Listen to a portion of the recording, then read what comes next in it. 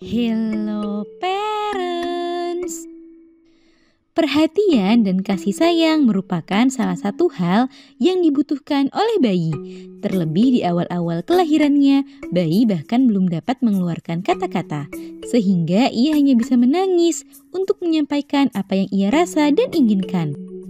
Untuk menenangkannya, tentu saja kita sebagai orang tua akan langsung menyentuh dan menggendongnya.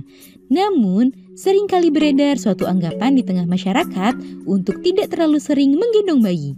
Sebab hal itu diyakini bisa membuat bayi menjadi bau tangan atau menjadi manja dan selalu ingin digendong.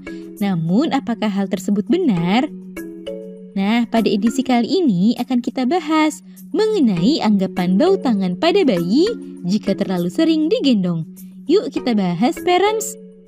Sebelum dimulai, jangan lupa support channel ini dengan cara klik tombol subscribe yang ada di bawah agar dunia parenting semakin semangat menyampaikan informasi yang bermanfaat. Nyalakan juga tombol loncengnya ya, agar tidak ketinggalan pembahasan-pembahasan seputar pengasuhan selanjutnya. Benarkah ada bayi bau tangan? Nah, faktanya anggapan mengenai bayi yang terlalu sering digendong akan membuatnya jadi bau tangan sebenarnya tidaklah tepat dan merupakan suatu mitos belaka. Sebab bayi memang membutuhkan sentuhan fisik dan digendong untuk membuatnya merasa nyaman. Selain itu, sentuhan secara fisik dan menggendong bisa memberikan sejumlah dampak positif bagi perkembangan si kecil. Aktivitas menggendong bayi juga termasuk salah satu cara orang tua untuk merasa terhubung dengan si kecil. Sehingga parents tak perlu ragu menggendong si kecil dan mengabaikan omongan orang mengenai bau tangan tersebut. Namun memang sesekali parents perlu melibatkan si kecil dengan aktivitas lain selain digendong.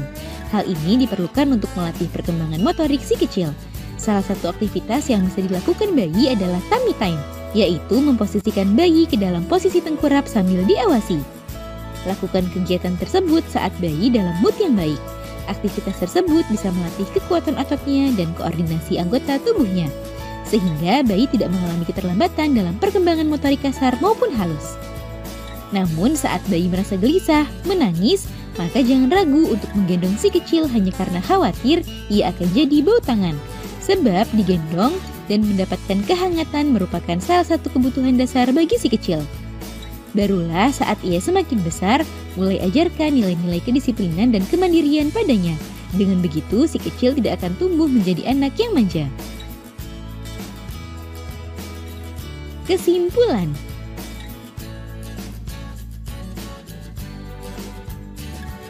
Jadi, kesimpulan yang bisa kita ambil adalah parents tak perlu takut bayi jadi bau tangan karena terlalu sering digendong. Nikmatilah masa-masa bisa menggendong si kecil dengan bebas sebelum ia tumbuh semakin besar.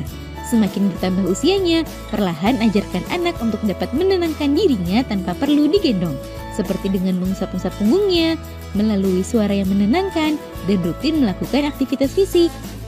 Tanamkan juga nilai-nilai kemandirian, kedisiplinan sesuai dengan usianya.